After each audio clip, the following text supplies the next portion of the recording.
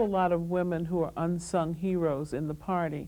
And although the mental image that many people have is of a defiant young black male with a leather jacket and a beret and his fist raised, they should remember that there were a whole lot of sisters out there struggling too and committing heroic acts every day. Women ran the party and men thought they did. And that's a problem. We have a tendency to romanticize history instead of looking at it as it actually was.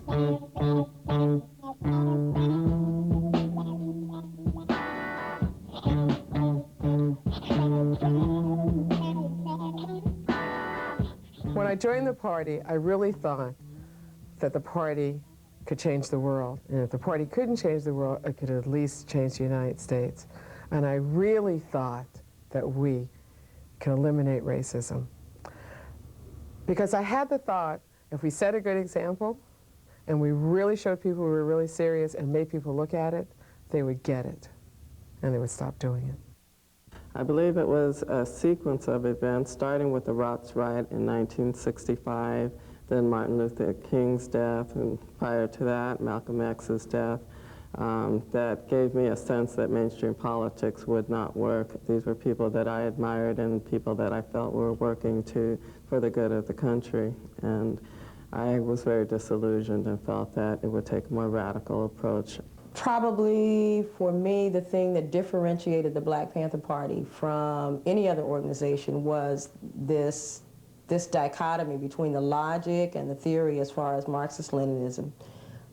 Pinkos and commies, I'm sure the more conservative types would call them, but the self-defense aspect and the fact that it appeared to me, certainly in the Los Angeles chapter of the party, that women were seen as equals when I first got involved with the party. There were other organizations, black organizations at the time, that for the most part had women walking 2 steps behind, whether it was in African garb or in traditional garb. It didn't matter. Women really weren't even remotely considered to be peers or policymakers in the organization, and that just didn't appeal to me, because tomboy at heart that I was, that and thinking I was as smart as any man was not going to make any other organization appealing to me. I was at Harvard Square in Boston, well actually it's in Cambridge, and SDS students were giving out flyers after a Peace and Freedom rally with Joan Baez on stopping genocide against black people and the Black Panther Party in particular. And I was walking back to go home towards the bus, and there was generally a riot. The police were beating up on SDS students, and I just happened to be in the middle of this, and I saw students, or young people actually, I don't know if they were students, getting beat up. It was my first time ever seeing the police beat up white people, and it just traumatized me. So I was on the bus going home, and a Black Panther Party member was on the bus, and I was feeling real guilty about these were white people defending black people, and I wasn't doing anything. So I expressed this to the party member, and he said I should come to the breakfast program. And I started going, and that was what happened. I started going and doing work with the Black Panther Party breakfast program.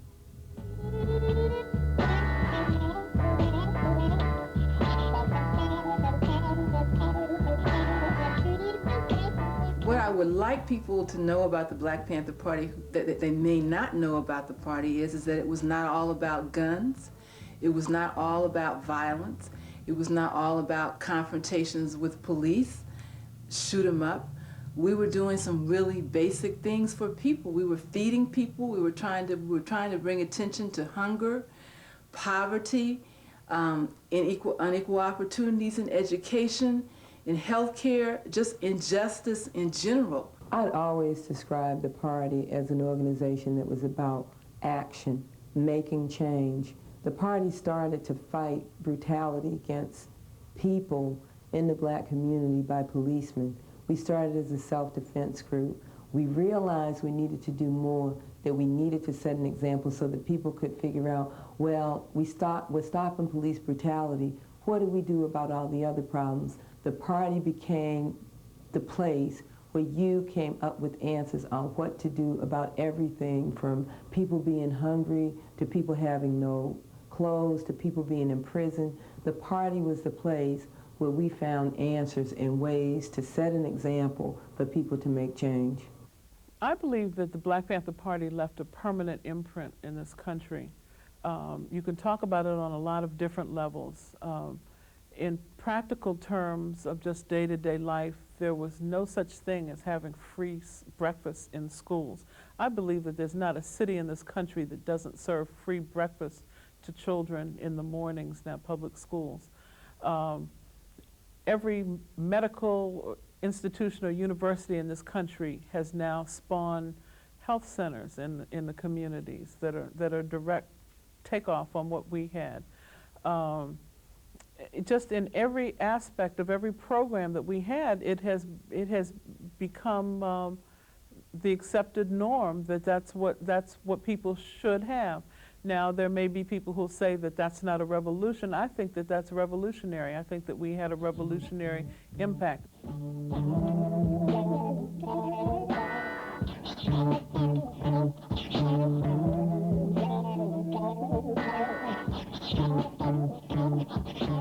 I think there was definitely sexism in the party. We all brought the baggage that we were raised with us into the party, so I think it just reflected the degree of sexism that was in general society. But I think because of the nature of what we were doing, because we were on the front line, that we had to struggle with it a lot harder than normal society would.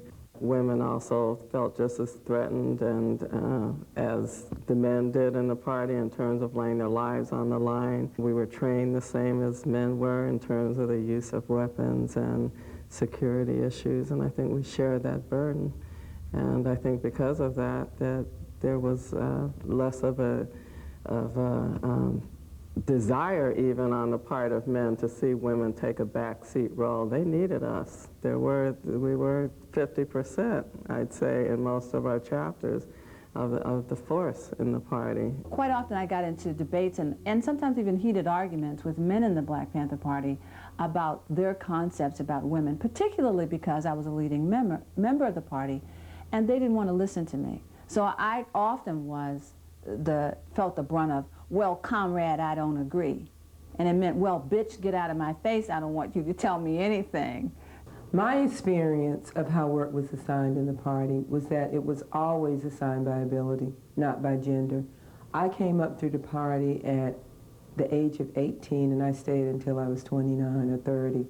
And in that whole range of experience, what I always saw is that if you had ability in a certain area or if you showed potential, you were always given work based on your ability. A primary example of how we shared responsibilities, men and women, is that I worked at a child care center, and we were responsible for everything involving children. And I remember my comrades, my male comrades, changing diapers and doing all of the work it took to take care of the children side by side with me. And that's one of the dearest experiences in my memory.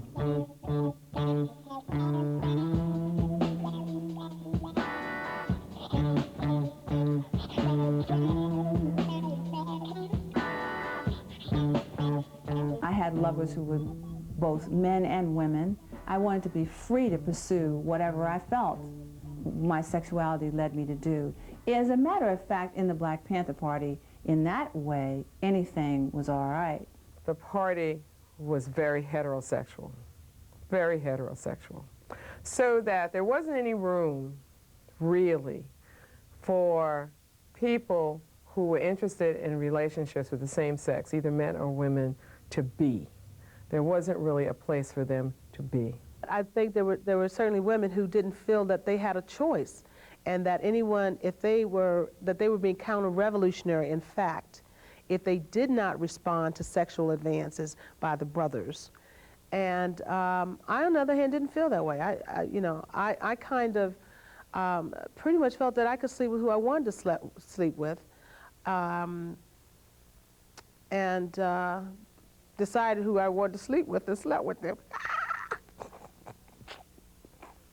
Comradeship was the closest relation that any one person could have with another person in a party. It was more important than your love relationship or your relationship with your own man or your husband or your wife. and it was more important than family. You know, and that comradeship was based around the goals of the organization and the tasks that we had to do on a daily basis.